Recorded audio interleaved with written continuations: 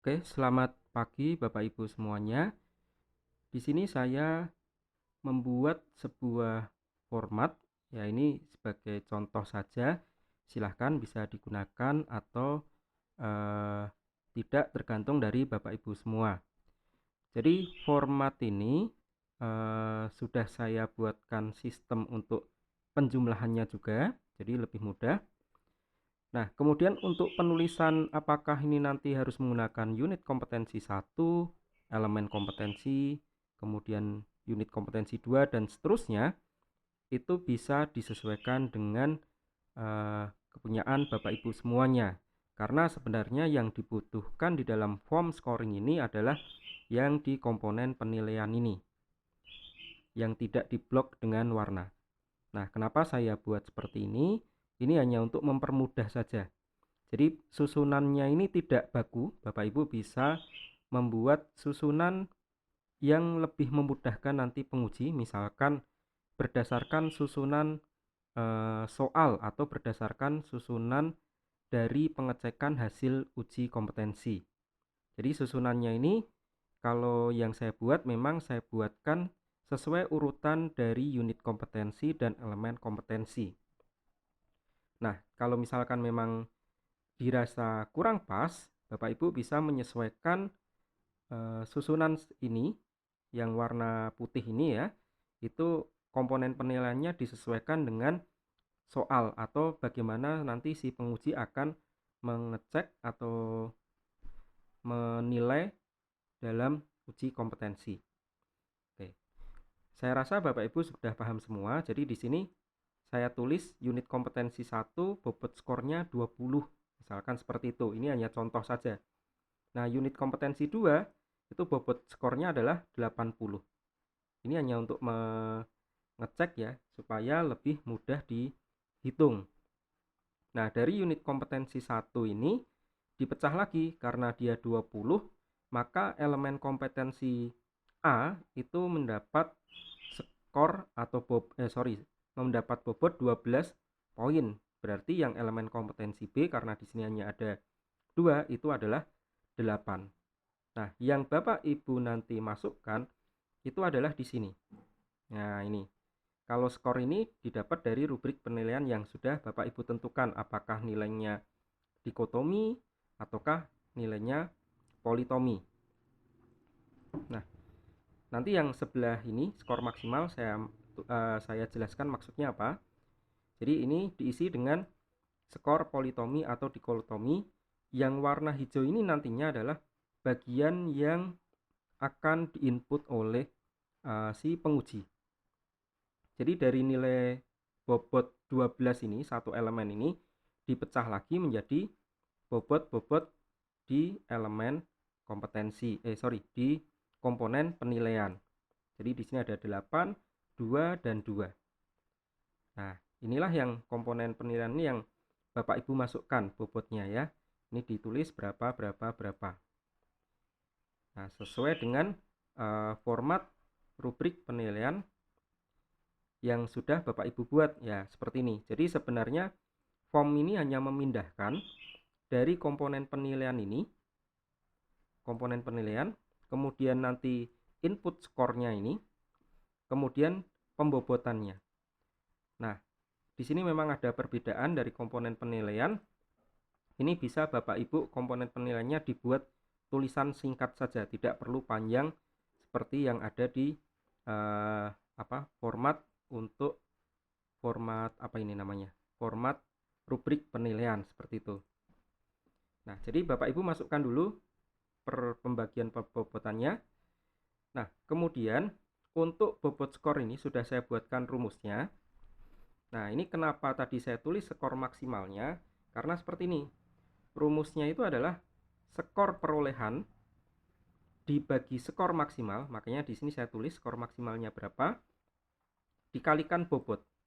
Jadi kalau nanti ini saya sebagai penguji mengisi nilainya ini 20, berarti kalau saya isi 0, nah hasilnya di sini adalah bobotnya juga skornya 0. Kemudian kalau ini misalkan 10 atau ini ya yang 210, ini saya isi 1, Ini berarti nilainya otomatis muncul sendiri 1. Nah, seperti itu. Jadi rumus yang ada di sini didapat dari jumlah maksimal skor yang didapat dibagi skor maksimal dikalikan bobot, sehingga muncul nilainya ini. Nah, kenapa ini saya tulis 100? Karena untuk memudahkan Bapak Ibu saja. Jadi kalau misalkan nanti pembagian bobotnya ketika di sini ditulis misalkan ini 1. Nah, ini kan nilainya 99. Berarti bobot ini belum pas. Jadi total bobot yang didapat itu nilainya harus 100. Nanti warnanya menjadi hijau seperti ini kalau sudah 100. Nah, kemudian yang di sini di sebelah kiri ini saya kasih warna merah saja. Nah, ketika si peserta atau si penguji itu menilai dengan nilai tidak maksimal, ini catatan penguji atau skor maksimal. Nah, maka kita harus memberikan catatan, misalkan kesalahannya di mana atau apa yang mereka lakukan. Ini juga sama, kalau misalkan saya beri 0, oh belum muncul ya, jadi ini saya copy dulu.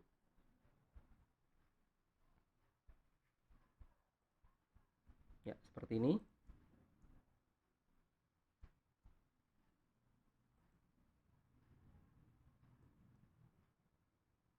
Nah, kalau yang dia 1-1 ini harus diedit ya Bapak Ibu. Jadi ini jika dia kurang dari, oh ini salah ini berarti. Sorry, rumusnya saya ulang lagi. Jika dia kurang dari, nah ini harusnya menunjuk ke skor maksimal. Ini saya hapus. Ya, seperti ini.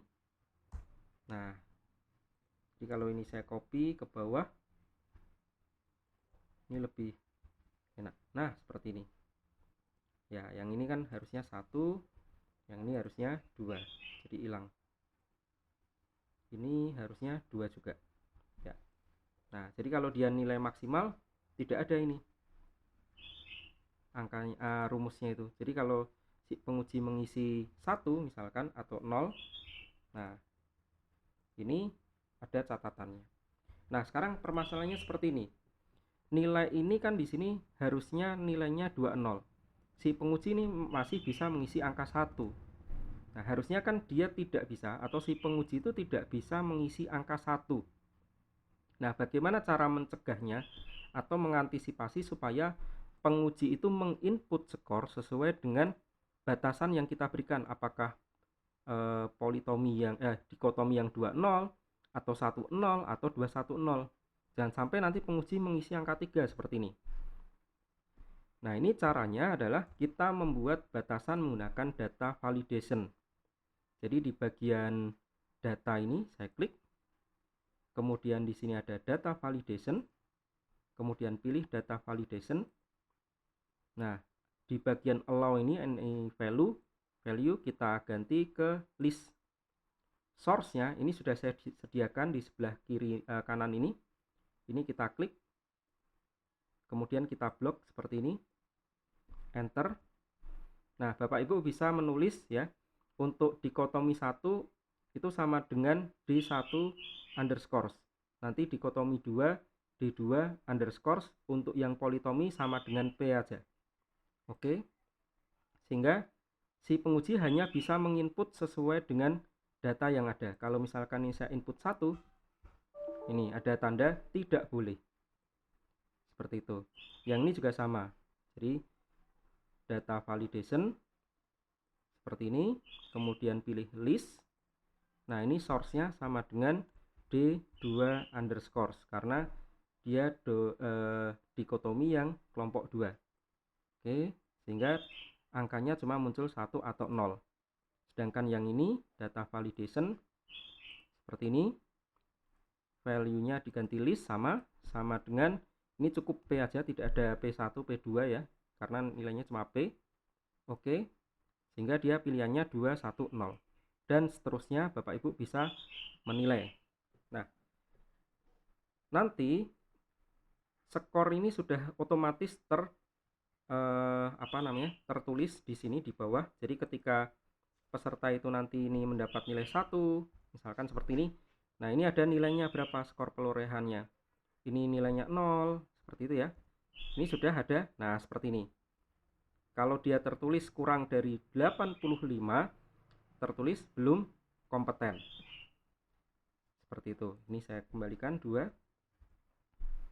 Ini karena nilainya besar ya, jadi kalau dia 0 langsung jadi 75. Oke, nah setelah itu biar nanti rapi, Bapak Ibu bisa menghidden atau menyembunyikan di bagian skor maksimal ini, kolom E. Ini diklik kanan, kemudian pilih hide.